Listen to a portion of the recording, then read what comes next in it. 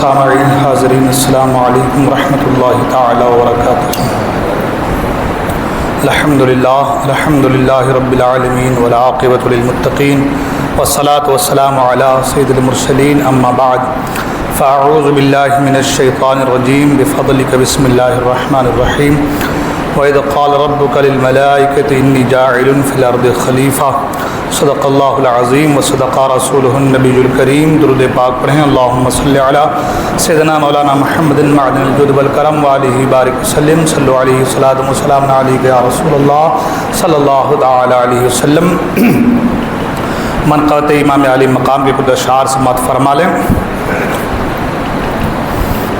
وہی میرا حسین ہے، وہی میرا حسین ہے، وہی میرا حسین ہے، وہی میرا حسین ہے، وہی میرا حسین ہے، وہی میرا حسین ہے۔ کبھی حضور دیکھتے، کبھی حضور چومتے، کبھی بٹھا کے دوش پہ، کبھی حضور سونگھتے، کبھی حضور دیکھتے، کبھی حضور چومتے، کبھی بٹھا کے دوش پہ، کبھی حضور سونگھتے۔ وہ کون خوش نصیب ہے نبی کے جو قریب ہے، وہ کون خوش نصیب ہے نبی کے جو قریب ہے۔ وہ فاطمہ کا چین ہے، وہی میرا حسین ہے، وہی میرا حسین ہے، وہی میرا حسین ہے۔ ادھر یزید حرملا، ادھر علی کا لاڈلا، ہے کیسی جنگ کربلا، بپا ہوا ہے زلزلہ۔ ادھر یزید حرملا، ادھر علی کا لاڈلا، ہے کیسی جنگ کربلا، بپا ہوا ہے زلزلہ۔ کٹایا جس نے ہے گلا، بتاؤ کون ہے بھلا، امام مشرقین ہے، وہی میرا حسین ہے، وہی میرا حسین ہے، وہی میرا حسین ہے۔ وقت کی نزاکت کو دیکھتے بڑی جلدی کے ساتھ، وہی میرا حسین ہے، وہی میرا حسین ہے۔ حسین میرا شاہ بھی، حسین بادشاہ بھی، حسین دین پاک بھی ہے، دین کی پناہ بھی۔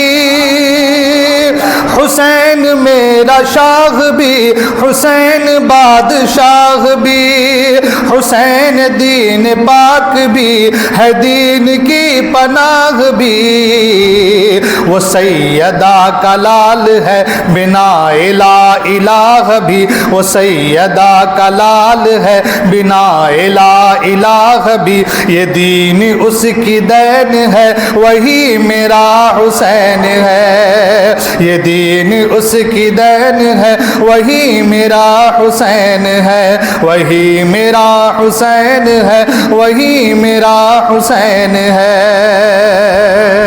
وہی میرا حسین ہے، وہی میرا حسین ہے۔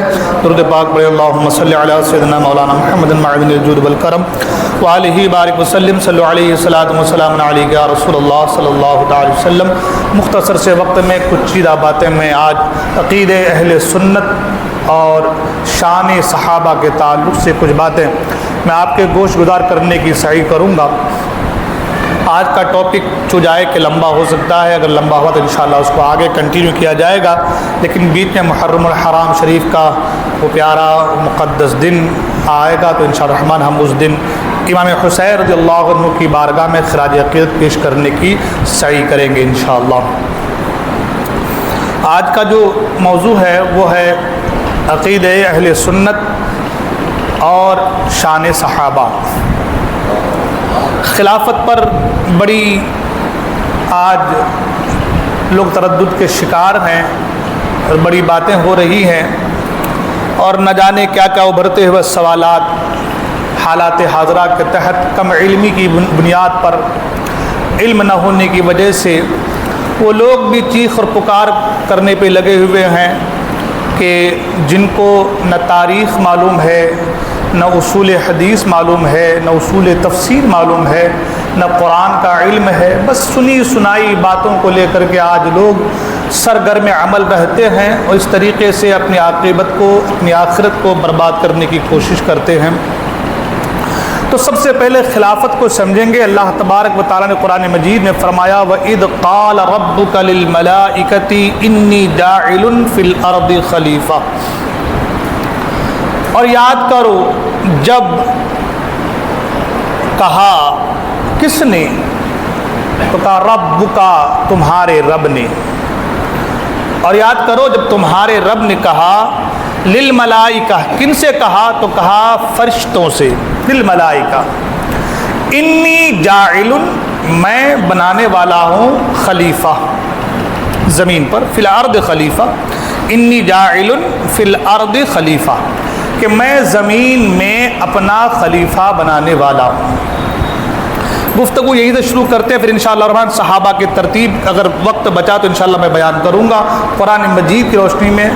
اور کل اس تعلق سے مجلس میں گفتگو ہو چکی ہے ترتیب صحابہ کے تعلق سے کہ کس طریقے سے قرآن مجید کی آیات کے ذریعے سے صحابہ اکرام کی ترتیب دی گئی ہے اور جس کو ہمارے علماء نے نکال کر کے ہم تک پہنچایا ہے۔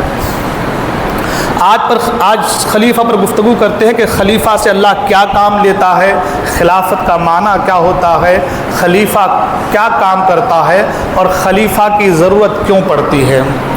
اللہ نے فرمایا اور یاد کرو جب تمہارے رب نے، جب تیرے رب نے فرمایا انی جاعل، میں بنانے والا ہوں فی الارض خلیفہ، زمین میں اپنا خلیفہ۔ سنجیدگی کے ساتھ سنیے گا، میری طبیعت ناساز ہے، میں بھی سنجیدگی کے ساتھ بولنے کی کوشش کروں گا، اور اگر یہ بات آپ کے ہمارے ذہن میں اتر گئی تھوڑی سی بھاری محسوس ہوں گی، لیکن میں چاہوں گا کہ اس کو میں اور سلیس انداز بیان کرنے کی کوشش کروں۔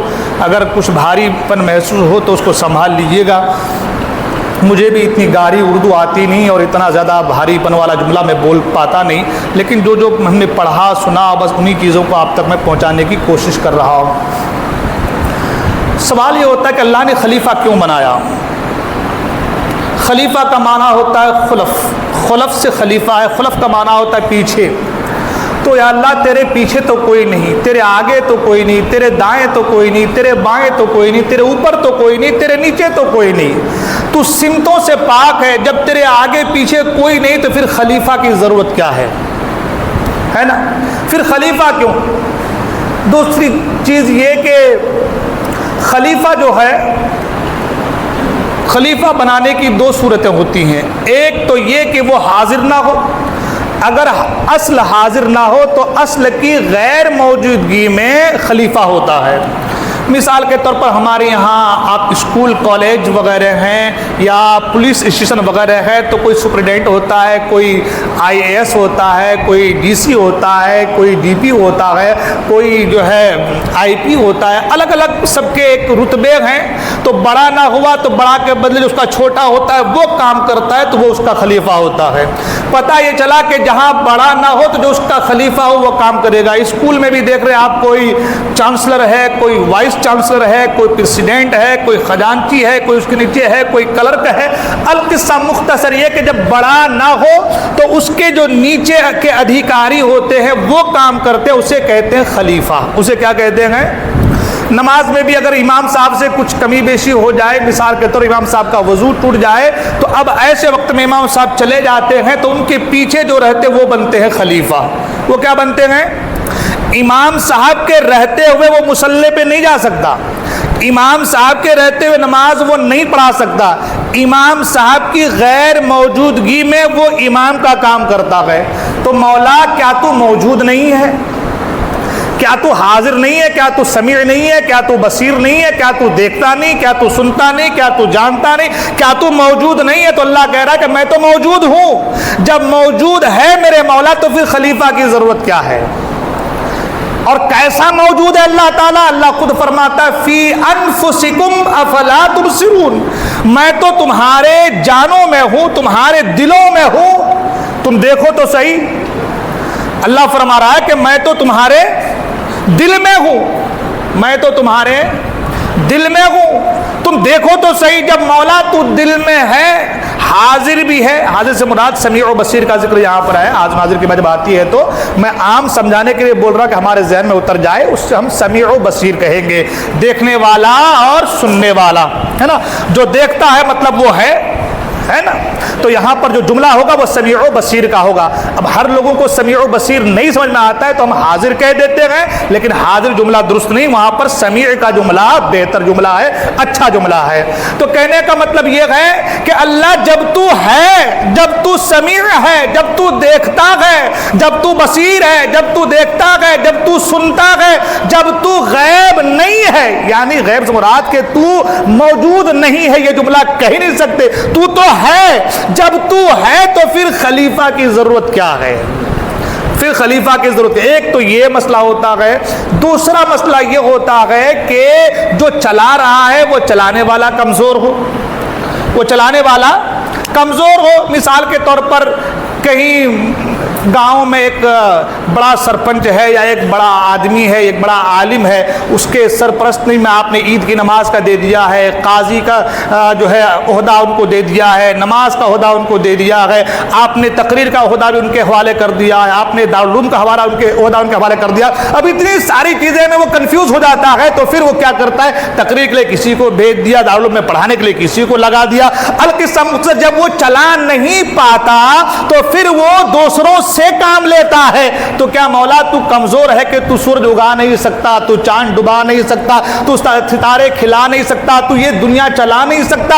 اگر چلا سکتا ہے، قادر ہے، تو پھر خلیفہ کی ضرورت کیا ہے نا؟ اگر قادر ہے، اللہ تو فرماتا ہے کہ میں ایسا قادر ہوں، انما امرہ اذا اراد شیئا ان یقول لہ کن۔ اللہ جب میں لفظ کن کہتا ہوں تو پھر جس چیز کے بارے کن کہتا ہوں وہ چیز ہو جاتی ہے، وہ چیز ہو جاتی ہے۔ آج اسی پر گفتگو ہوگی انشاءاللہ، تھوڑی دیر برداشت کر لیجیے گا۔ عرض یہ کر رہا تھا کہ جب اللہ ایسا قادر ہے، اللہ خود فرماتا ہے ان اللہ علی کل شیء قدیر، کہ بے شک اللہ ہر چاہے پر قادر ہے، جو چاہے کر سکتا ہے۔ کوئی روک سکتا ہے، کوئی ٹوک سکتا ہے، کوئی منع کر سکتا ہے۔ ایک آدمی کے ایک ہی بچے ہیں، اللہ نے لے لیا ہے، کوئی یہ کہہ سکتا ہے مولا اس کے 4 تھے نہیں لیے، میرے ایک ہی تھا، اسے کیوں لیا؟ کوئی کہہ سکتا ہے، آبجیکشن کر سکتا ہے؟ نہیں کر سکتا۔ وہ ہر چاہے پہ قادر ہے، کسی کو دے رہا ہے، دے رہا ہے، دے رہا ہے، بلڈنگیں پہ بلڈنگوں کو بلڈنگ، اور کسی سے لے رہا ہے تو یہاں تک کہ کنگال کر دیا۔ کوئی کہہ سکتا ہے مولا اسے اتنا دے رہا ہے، مجھے اتنا گھٹا رہا ہے، کوئی آبجیکشن کر سکتا ہے؟ وہ ہر چاہے پر قادر ہے، وہ جو چاہے کر سکتا ہے۔ سوال یہ ہے جب وہ غیر حاضر بھی نہیں، وہ موجود ہے، سوال یہ ہے کہ جب وہ قادر بھی ہے تو مولا پھر خلیفہ کی ضرورت کیا ہے؟ سوال ہی ہے نا۔ اور یہ خلیفہ صرف خلیفہ سے مراد یہاں پر حضرت آدم علیہ السلام کا ذکر نہیں ہے، یہاں پر خلیفہ سے مراد پورے انسانیت کا ذکر ہے نا۔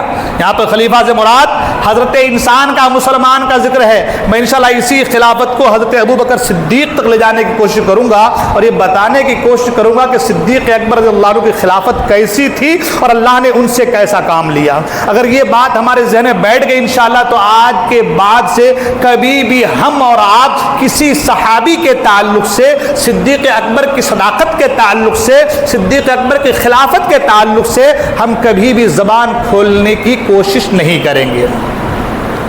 تو مولا خلافت کی ضرورت کیا ہے؟ اب خلافت کے بارے میں، خلافت کسے کہتے ہیں اس کو پہلے ہم اور آپ سمجھتے ہیں۔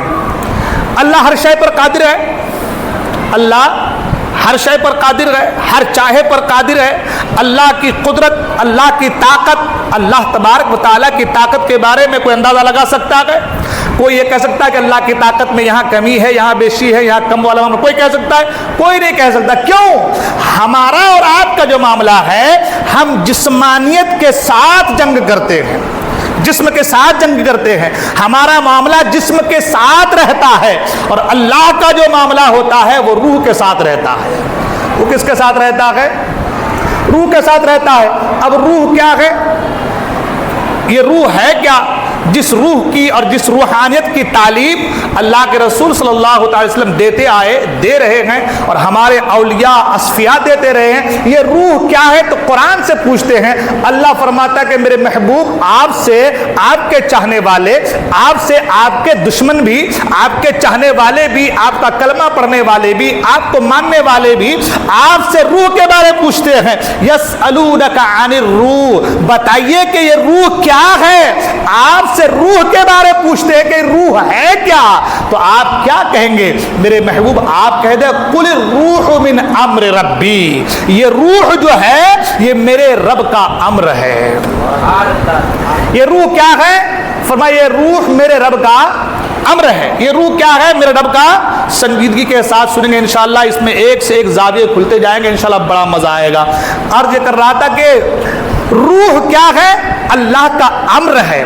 روح سے خلافتیں ہیں، روح سے کرامتیں ہیں، روح سے معجزات ہے، یعنی روح ہی کو کرامت کہہ لے، روح ہی کو معجزات کہہ لے، روح کو خلافت کہہ لے۔ فرمایا روح خلافت ہے، روح کرامت ہے، روح معجزات ہے۔ اور یہ کرامت، یہ خلافت، یہ معجزات کیا ہے؟ تو فرمایا کہ یہ اللہ کا امر ہے۔ یہ کیا ہے؟ یہ اللہ کا، یہ کیا ہے؟ اللہ کا۔ روح کا معنی خلافت، روح کے معنی جو ہے کرامت، روح کے معنی معجزات۔ تو خلافت کیا ہے؟ روح ہے، اور روح کیا ہے؟ اللہ کا امر ہے۔ روح کیا ہے؟ اللہ کا۔ اب سوال تھا مولا کہ امر کیا ہے؟ جب خلافت روح ہے، خلافت روح ہے اور روح امر ہے اللہ کا، تو مولا تیرا امر کیا ہے؟ یہ امر ہے کیا؟ تو اللہ قرآن فرماتا امرہ اذا اراد، امر جو ہے یہ اللہ کا ارادہ ہے۔ امر کیا ہے؟ یہ اللہ کا امر کیا ہے؟ اللہ کا ارادہ ہے۔ امر اللہ کا ارادہ ہے۔ فرمایا امرہ اذا اراد شیئا، یہ امر اللہ کا ارادہ ہے۔ تو مولا یہ ارادہ کیا ہے؟ یہ ارادہ کیا ہے؟ ارادہ کس چیز کا نام ہے؟ ارادہ کسے کہتے ہیں؟ تو فرمایا امرہ اذا اراد شیئا، ارادہ یہ ہے کہ جب وہ کسی چیز کو چاہے۔ یہاں شے کا معنی چاہنے کا، چیز کا دیا گیا، حالانکہ شے جو ہے چیز، جو اس کا معنی ہم لیتے ہیں یہ فارسی ہے، یہ فارسی لفظ ہے۔ عربی میں شے کا معنی ہوتا ہے چاہنا، شاء یشاء سے ہے چاہنا۔ کیا معنی ہوتا ہے؟ چاہنا۔ تو پتہ یہ چلا کہ روح کو ہی ہم جو ہے خلافت کہتے ہیں، کرامت کہتے ہیں، معجزات کہتے ہیں۔ اور یہ روح کیا ہے؟ یہ اللہ کا امر ہے۔ اللہ کا امر کیا ہے؟ تو امر کو ارادہ کہتے ہیں۔ ارادہ کیا ہے؟ تو یہ ارادہ چاہنا ہے۔ چاہنا سے مراد مشیت الہی ہے۔ چاہنا کسے کہتے ہیں؟ شے کا معنی ہوتا ہے چاہنا۔ تو اللہ کسے چاہتا ہے؟ اللہ جو چاہتا ہے، اسی چاہت کا نام مشیت ہے۔ اسی چاہت کا نام کیا ہے؟ مشیت ہے۔ اسی چاہت کا نام کیا ہے؟ اور ایک بار پیچھے سے آگے جاتے ہیں۔ روح کا معنی خلافت، روح کے معنی کرامت، روح کے معنی معجزات۔ اور روح کیا ہے؟ تو اللہ کا امر ہے۔ امر کیا ہے؟ تو اللہ کا ارادہ ہے۔ اللہ کا ارادہ کیا ہے؟ تو اللہ کی مشیت ہے۔ تو مولا یہ مشیت پھر کیا ہے؟ سوال یہ کہ مولا یہ مشیت کیا ہے؟ آپ لوگوں کو میری آج تقریر بھاری تو نہیں جا رہی ہے، انشاءاللہ 2-4 منٹ اور، لیکن جیسے ہی یہ چیزیں کھلیں گی انشاءاللہ سارا مسئلہ حل ہوتا نظر آئے گا۔ میں یہ چیزیں اس لیے بیان کر رہا ہوں تاکہ دور سے بات لے جا کر کے آپ کے ذہن میں بٹھاؤں کہ اللہ کا ارادہ ہے کیا، خلیفہ کسے کہتے ہیں۔ تو پھر روح کا معنی ہوا خلافت، روح اللہ کا امر ہے، اور امر کا معنی ہوتا ہے ارادہ، ارادہ کا معنی ہوتا ہے مشیت۔ اور مشیت مولا تیری مشیت ہے کیا؟ مشیت کسے کہتے ہیں؟ تو فرمایا امرہ اذا اراد شیئا ان یقول، یہ مشیت کیا ہے؟ یہ میری قول ہے، یہ میرا قول ہے۔ مشیت کیا ہے؟ یہ اللہ کا قول ہے۔ اور قول کہتے ہیں کلام کو، کلام کہتے ہیں کلمہ کو، کلمہ کہتے ہیں لفظ کو، اور لفظ وہ ہے جو انسان کے منہ سے نکلے۔ لفظ وہ ہے جو انسان کے، پتہ یہ چلا مولا تیرا قول کیسے؟ اس لیے کہ قول کے لیے کلمہ ضروری، کلمہ کے لیے قول کے لیے کلام ضروری، کلام کے لیے کلمہ ضروری، کلمہ کے لیے لفظ ضروری، اور لفظ کے لیے منہ کا ہونا ضروری، اور تو منہ سے پاک ہے مولا، تو منہ سے پاک ہے، تو زبان سے پاک ہے۔ اگر منہ مانے تو پھر زبان کا ہونا ضروری، زبان مانے تو پورے وجود کا ہونا ضروری، اور تو جسم و جسمانیت سے پاک ہے۔ خدا جسم سے پاک ہے، جسمانیت سے پاک ہے، منہ سے پاک ہے، اور جب منہ نہیں، جسم نہیں تو منہ نہیں، اور جب منہ نہیں تو منہ سے لفظ نہیں، اور جب لفظ نہیں تو کلمہ نہیں، جب کلمہ نہیں تو کلام نہیں، جب کلام نہیں تو قول نہیں، جب قول نہیں تو مشیت نہیں، اور جب مشیت نہیں تو ارادہ نہیں، جب ارادہ نہیں تو امر نہیں، جب امر نہیں تو روح نہیں، اور جب روح نہیں تو خلافت نہیں، جب روح نہیں تو خلافت نہیں۔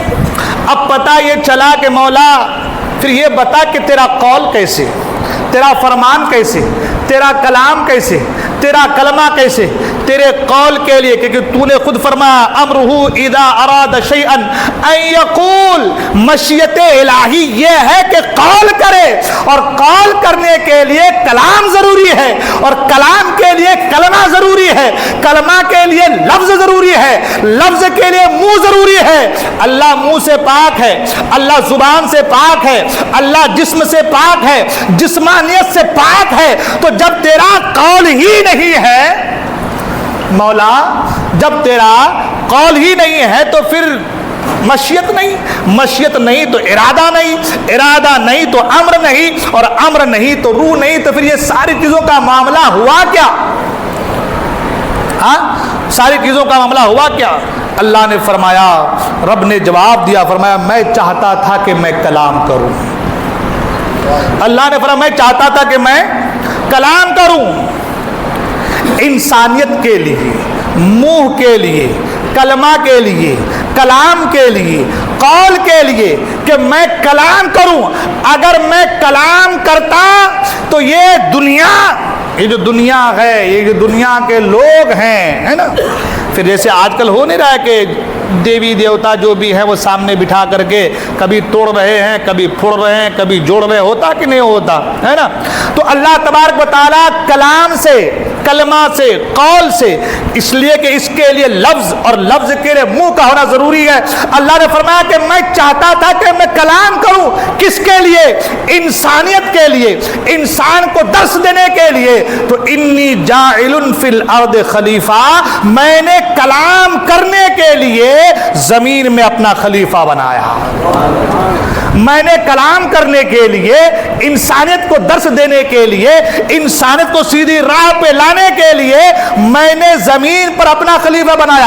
حالانکہ خدا چاہتا تو انسان کے سیدھے بھیجے میں ڈال دیتا کہ بھائی یہ کام کرنا ہے نا، ہماری زبان میں بول رہا ہوں میں کہ یہ کام کرنا ہے تو کرنا ہے۔ جب خدا نے ڈال دیا ہے دل و دماغ پہ تو کرنا تو ہوگا، آدمی خود بخود کرتا چلا جائے گا، مگر ایک درس، ایک پیغام، ایک تعلیم اللہ نے اس طریقے سے اپنے بندوں کو دی ہے کہ اللہ تبارک و تعالی اپنی بات کو اپنے بندوں تک پہنچانے کے لیے اللہ تبارک و تعالی نے زمین پر اپنا خلیفہ بنایا، اور یہ کہا کہ اگرچہ میں حکم دینے والا ہوں، اگرچہ ارادہ میرا ہے، مشیت میری ہے، قول میرا ہے، یہ سارے معاملات میرے ہیں، لیکن زبان میرے خلیفہ کی ہوگی، زبان میرے خلیفہ کی ہوگی۔ آپ کو پتا ہے اللہ نے فرمایا انی جاعل فی الارض خلیفہ، کہ میں زمین میں اپنا خلیفہ بنانے والا ہوں۔ اللہ نے فرمایا میری ذات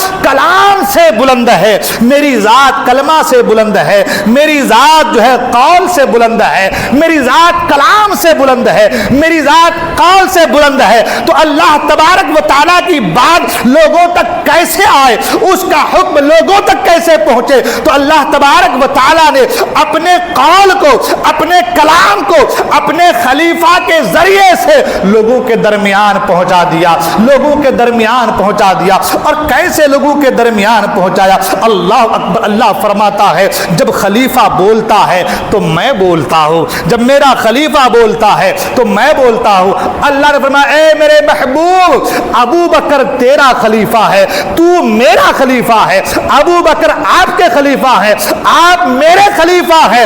اب میں اپنا کام آپ سے بھی لوں گا اور آپ کے غلام، آپ کے خلیفہ ابو بکر سے بھی لوں گا، آپ سے بھی لوں گا، ابو بکر سے بھی لوں گا۔ یہ قرآن ہے نا، قرآن، اس کو اور تفصیل سے سمجھا کے بڑھنا چاہتا ہوں۔ اللہ اکبر، یہ قرآن ہے نا، قرآن، یہ قرآن کلام الہی ہے مگر زبان مصطفیٰ سے نکلا ہوا ہے۔ کہاں سے نکلا ہے؟ مصطفیٰ کریم کی زبان سے نکلا ہے۔ کوئی مجھے بتا سکتا ہے کہ خدا نے کلام کیا ہو؟ کوئی کہہ سکتا ہے کہ خدا نے بول کے بتایا ہو؟ کوئی کہہ سکتا ہے؟ اس لیے کہ میں نے پہلے کہا کلام کے لیے کلمہ ضروری ہے، کلمہ کے لیے لفظ کا ہونا ضروری ہے اور لفظ کے لیے منہ کا ہونا ضروری ہے۔ تو اگر منہ مانیں گے تو جسم ماننا ہوگا اور اللہ جسم و جسمانیت سے پاک ہے، تو پھر یہ کلام ہے کیا؟ قرآن کہتا ہے انہو لقول رسول کریم، یہ جو قول ہے یہ رسول کریم کا قول ہے۔ یہ قول کس کا ہے؟ یہ مصطفیٰ کریم کا قول ہے۔ بے شک کلام الہی اللہ ہی کا کلام ہے مگر اس کلام کو دنیا تک لانے کے لیے جو زبان استعمال کیا گیا ہے وہ زبان زبان مصطفیٰ ہے، وہ دہن دہن مصطفیٰ ہے، وہ بدن بدن مصطفیٰ ہے، وہ زبان زبان مصطفیٰ ہے۔ کلام الہی اگر ہم تک پہنچا ہے تو مصطفیٰ کریم کے زبان سے پہنچا ہے، مصطفیٰ کریم کے ذریعے سے ہم تک پہنچا ہے۔ اللہ فرماتا ہے انہو لقول رسول کریم، یہ جو قول تم سن رہے ہو، یہ جو فرمان تم سن رہے ہو، یہ جو کلام تم سن رہے ہو، یہ کلام بھلے ہی میرا ہے، یہ کلام بھلے ہی میرا ہے لیکن مصطفیٰ کریم کے زبان سے تم تک پہنچا ہے، مصطفیٰ کریم کے ذریعے سے تم تک پہنچا ہے۔ اللہ فرماتا ہے کہ جب جو ہے مجھے بولنا ہوتا ہے تو میں زبان خلیفہ کی استعمال کرتا ہوں، جب مجھے چلنا ہوتا ہے تو میں زبان جو ہے پاؤں خلیفہ کا استعمال کرتا ہوں، جب مجھے بیعت لینی ہوتی ہے تو میں ہاتھ خلیفہ کا استعمال کرتا ہوں۔ بیعت رضوان کو دیکھ لیں آپ، قرآن مجید میں اس کی بہت ساری مثالیں آپ کو ملتی نظر آئیں گی۔ فرمایا قرآن مجید میں کہ اے میرے محبوب یہ جو کنکریاں آپ نے ماری ہے، یہ جو کنکریاں آپ نے ماری ہے یہ آپ نے نہیں ماری ہے، یہ اللہ نے ماری ہے۔ وما رمیتا اذ رمیتا ولکن اللہ رما، اے محبوب یہ کنکریاں جو دشمنوں پر آپ نے پھینکی ہے نا، یہ آپ نے نہیں پھینکی ہے، یہ اللہ نے پھینکی ہے۔ ساری دنیا نے دیکھا تھا اور سب نے پڑھا بھی ہے، کسی نے سنا بھی ہے، سب نے پڑھا ہوگا، کسی نے پڑھا ہوگا، کسی نے سنا ہوگا، کسی نے دیکھا ہوگا۔ جو دیکھا ہے وہ کہہ رہے ہیں، جو پڑھا ہے وہ کہہ رہے ہیں، جو سنا ہے وہ کہہ رہے ہیں کہ وہ کنکریاں تو مصطفیٰ نے پھینکی تھی، ہاتھ مصطفیٰ کے تھے، کنکریاں اٹھانا مصطفیٰ کا تھا، پڑھنا مصطفیٰ کا تھا، دشمن پر پھینکنا مصطفیٰ کا تھا، مگر قرآن کہہ رہا ہے وما رمیتا اذ رمیتا ولکن اللہ رما۔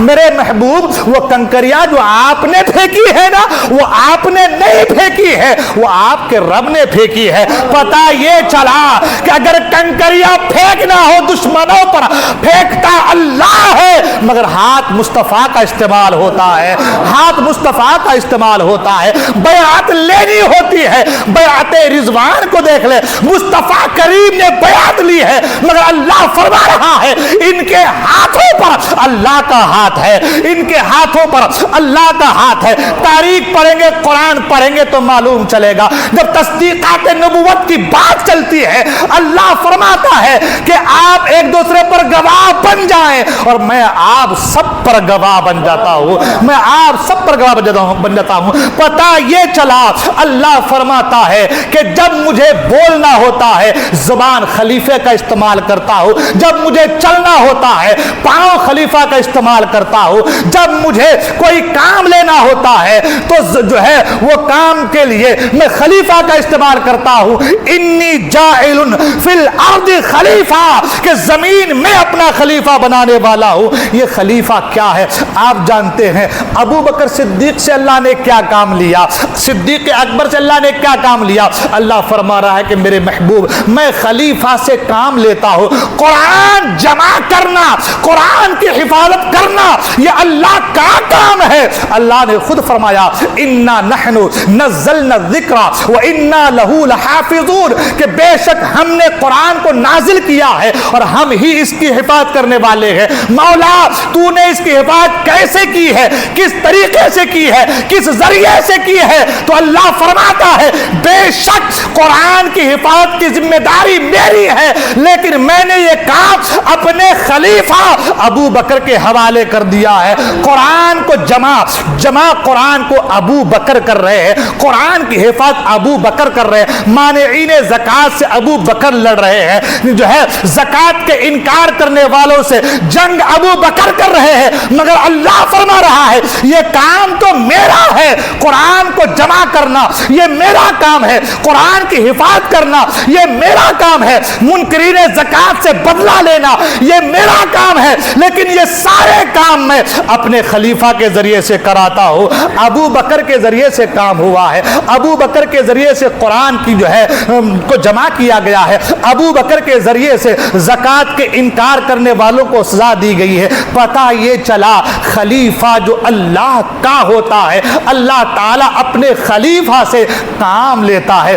زبان خلیفہ کی ہوتی ہے, بولنا خدا کا ہوتا ہے. اس میں ایک اور اچھی حدیث پاک ہے, انشاءاللہ وقت ملا تو پھر کبھی سناؤں گا. یہ جو آج کی ہماری ٹاپک گفتگو رہی یہ ابھی باقی ہے, کیونکہ یہ شروعاتی کچھ تمہیدی جملے تھے. انشاءاللہ اس کا لب و لباب جو آگے ہم کو اور آپ کو سمجھ میں آئے گا, انشاءاللہ میں جو آگے اس کو کنٹینیو کرنے کی کوشش کروں گا. یہاں پر ٹھہر کر ایک دو بات عرض کر کے اپنی گفتگو ختم کروں, وہ یہ کہ صحابہ اکرام ہماری جان ہے. سبحان اللہ, صحابہ اکرام ہماری جان ہے,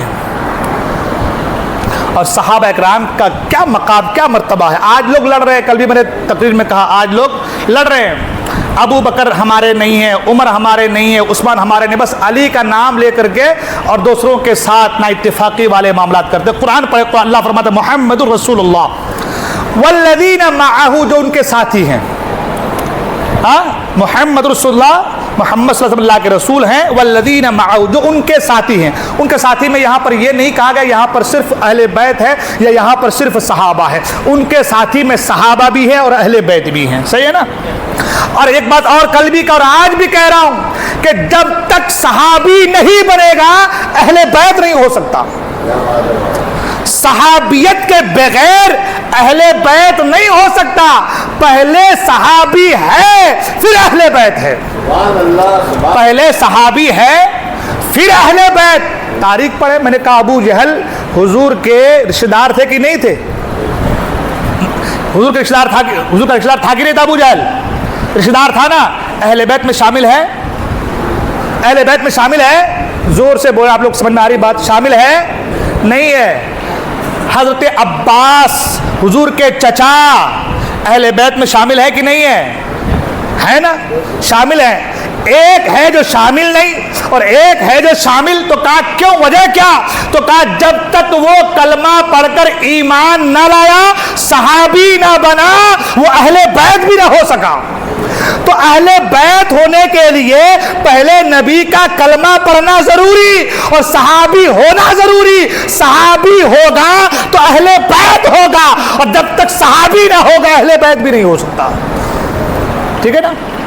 دوسری چیز, گفتگو بہت تیزی کے آگے بڑھا رہا ہوں. فرمایا والذین معہ اشداء علی الکفار رحماء بینہم, یہ جو ان کے ساتھی ہے, حضور کے جو ساتھی ہیں, محمد صلی اللہ علیہ وسلم کے ساتھی ہیں, یہ کفاروں پر سخت ہیں اور آپس میں محبت کرنے والے ہیں. آپس میں کیا ہیں؟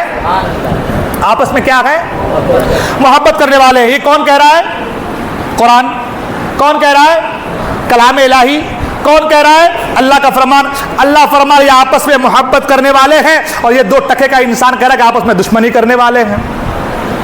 سوچیے ذرا, سوچیے, دماغ دوڑائیے.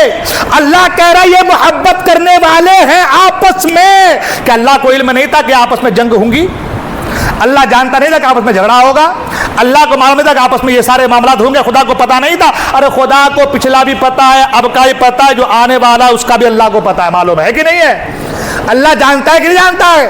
جب خدا سب جانتا تھا تو پھر اللہ نے یہ کیوں کہا کہ یہ آپس میں محبت کرنے والے ہیں؟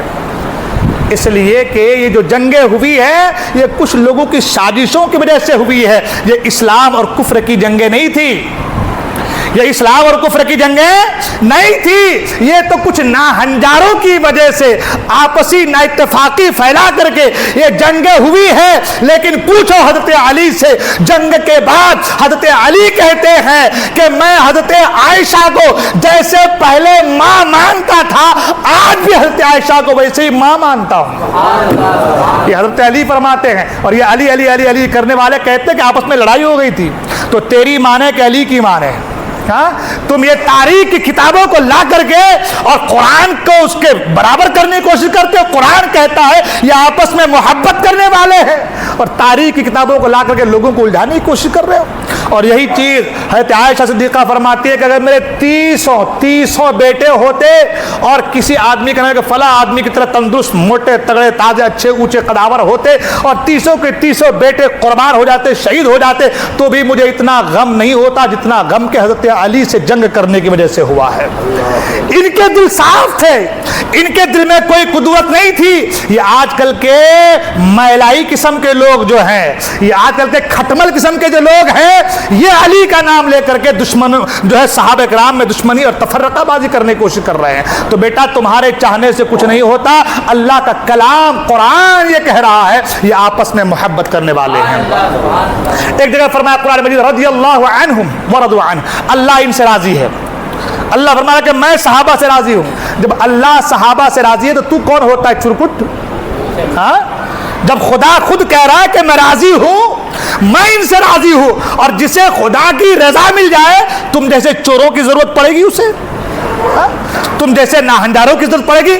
ارے تم اپنی دشمنی کی وجہ سے اپنی عاقبت خراب کر رہے، برباد کر رہے ہو تم اپنی عاقبت کو۔ اور میں نے کل بھی کہا اور آج بھی کہہ رہا ہوں، مسجد میں کہہ رہا ہوں کہ جو بھی صحابہ کا گستاخ ہوگا یا ادنا بھی توہین کرے گا وہ حرامی تو ہو سکتا ہے، حلالی نہیں ہو سکتا۔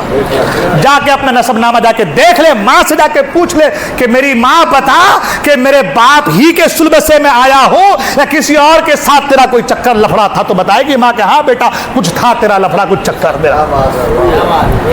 صحابہ جنہوں نے جانیں قربان کر دیے دین کے لیے، دین کو ہم تک پہنچانے کے لیے، ان کے ساتھ اگر تمہارا یہ طریقہ رہے تو تم سے بڑا نالائق حرام الدہر انسان پوری دنیا میں کوئی ہو نہیں سکتا۔ آگے قرآن میں اللہ آخری بات اللہ فرماتا ہے کل وعد اللہ الحسنى، اللہ نے سب صحابہ سے جنت کا وعدہ فرما لیا ہے۔ یہ قرآن ہے، یہ بھی قرآن کی آیت ہے، کل وعد اللہ الحسنى، اللہ نے ہر ایک سے جنت کا وعدہ فرما لیا ہے۔ جب خدا نے جنت کا وعدہ فرما لیا ہے ہر ایک صحابی سے، تو تم کون ہوتے ہو یہ کہنے والے کہ وہ جہنمی تھے؟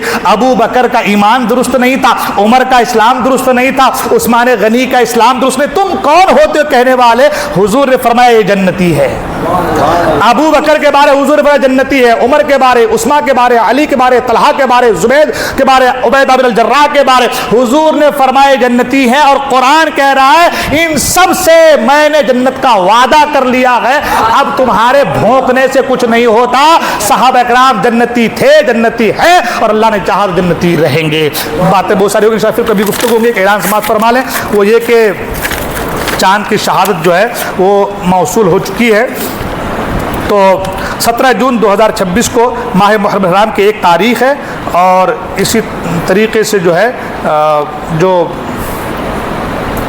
ماہ محرم کے چاند کو سر کی آنکھوں سے یہ مولانا ضمیر صاحب اور شیخ ناظم جو ہے تاج ابن شیخ بشیر تاج دونوں حضرات نے دیکھا ہے، اور 17 جون 2026 کو ماہ محرم کی ایک تاریخ ہے۔ اس حساب سے جو اگلا جمعہ آ رہا ہے وہ 10 محرم الحرام ہوں گے انشاءاللہ الرحمن، ٹھیک ہے؟